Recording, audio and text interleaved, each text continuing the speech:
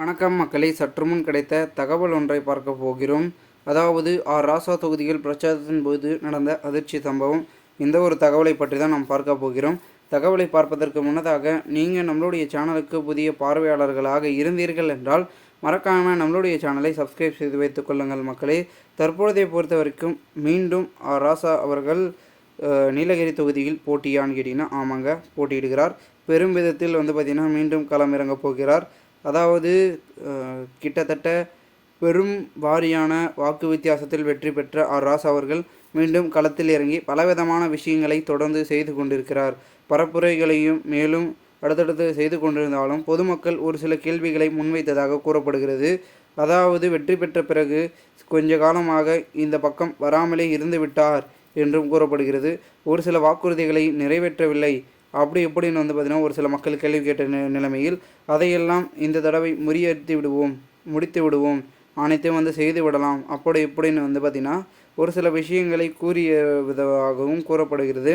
இந்த ஒரு சமயத்தில் நீலகிரியில் பெரும் விதத்தில் பொதுமக்கள் ஒரு ஆதரவை யாருக்கு தருகிறார்கள் என்றால் திராவிட முன்னேற்ற கழகத்திற்கா என்று கேட்டால் ஒரு சில வாக்குகள் என்பது சிதைவடைகிறது. ஓகேங்களா, அப்படியும் போகிறது இப்படியும் போகிறது.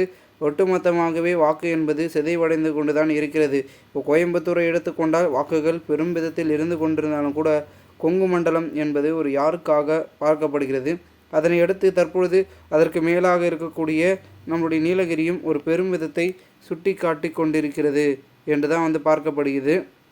ஆனாலும் கூட தற்பொழுது நம்மளுடைய ராசா அவர்கள் அந்த ஒரு தகுதியில் வெற்றி பெறுவாரா என்ற எதிர்பார்ப்பு திமுகவினருக்கு மட்டும்தான் இருக்குது.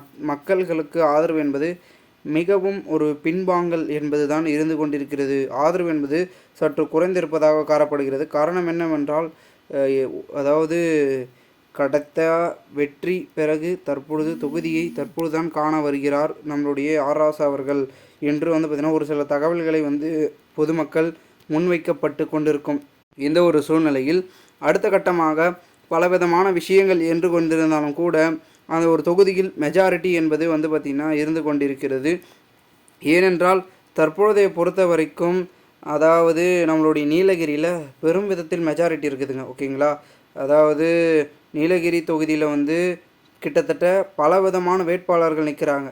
பலவிதமான வேட்பாளர்களில் ஒருவர் தான் நம்மளுடைய ராசா அவர்கள் என்று கூட சொல்லலாம். அந்த அளவிற்கு அவருடைய ஒரு மெஜாரிட்டி என்பது அங்கே எவ்வளோ இருக்கிறது என்பதை நாம் சற்றே பொறுத்திருந்து பார்த்தால்தான் நமக்கு தெரியப்படும். அதில் முதற்கட்டமாக ராசா அவர்கள் இருக்கிறார். அடுத்த கட்டமாக பார்த்திங்கன்னா நிறைய விதமான புள்ளிகள் இருக்கிறார்கள் அல்லவா, அதில் யார் யாருக்கு என்னென்ன வெற்றி வரப்போகிறது என்று தான் நமக்கு இருக்கிறது. அதிமுகவில் பார்த்திங்கன்னா பெரும் விதத்தில் ஒரு புள்ளி நிற்கிறாங்க.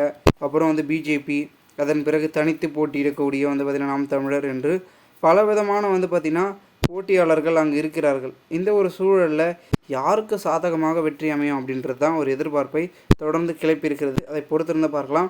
மேலும் இதுபோன்று நீங்கள் அரசியல் சாதனை நிகழ்வுகளை தெரிந்து கொள்ள நம்மளுடைய சேனலை சப்ஸ்கிரைப் பண்ணுங்கள். நன்றி, வணக்கம்.